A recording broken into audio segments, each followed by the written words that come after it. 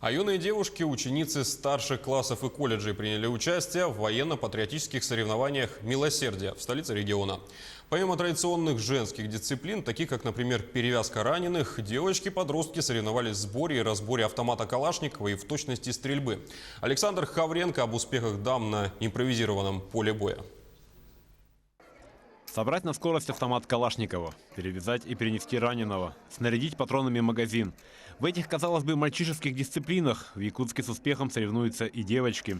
Причем делают это с нескрываемым азартом и удовольствием. Вот уже 8-й раз на базе столичного ОМОН прошли военно-патриотические соревнования «Милосердие», участие в которых принимают только девочки, ученицы старших классов и студентки колледжей. Цели и задачи, во-первых, это военно-патриотическая работа, почему мы и в специальном подразделении находимся.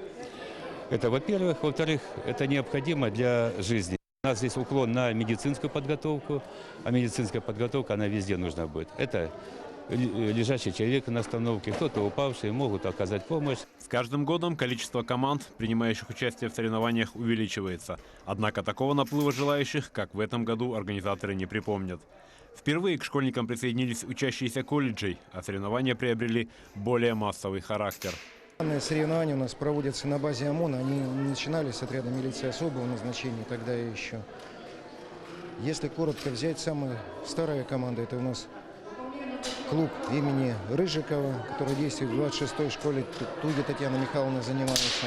Вот, в общем-то, она была инициатором проведения данных соревнований. В роли судей на конкурсе выступали ветераны боевых действий и действующие сотрудники якутского ОМОН. Но даже эти суровые мужчины не могли временами сдержать восхищение от скорости, с которой некоторые девочки собирают автомат, или их точности при стрельбе из мелкокалиберной винтовки. Организаторы отмечают, что если в дальнейшем желающих принять участие в военно-патриотическом конкурсе «Милосердие» будет также много, то не исключено, что конкурс будет поделен на этапы и будет проводиться в течение всего учебного года.